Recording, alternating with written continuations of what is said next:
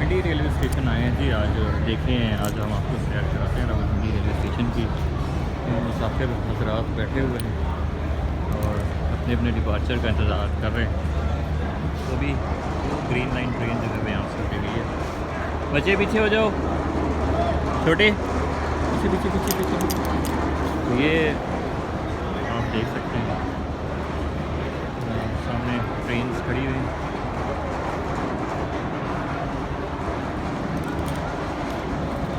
तो बाकियों की तरह तो हम ट्रेन का सफ़र करने नहीं आए। हाँ अलबत्ता अपनी पुरानी आदत से मजबूत प्लेटफॉर्म की चाय पीने के लिए हम आए हैं और आते जाते मुसाफिरों को देखने के लिए आए हैं।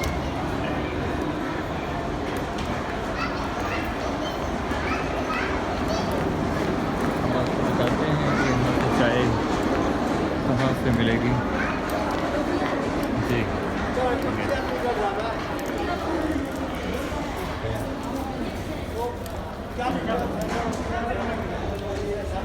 अच्छा 2000 की आके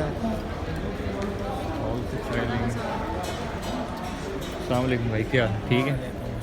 एक चाय दें। चाय प्यारे अंदर ही बैठ के पीनी पड़ेगी। ये जो कह रहे हैं कि अंदर पीनी पड़ेगी।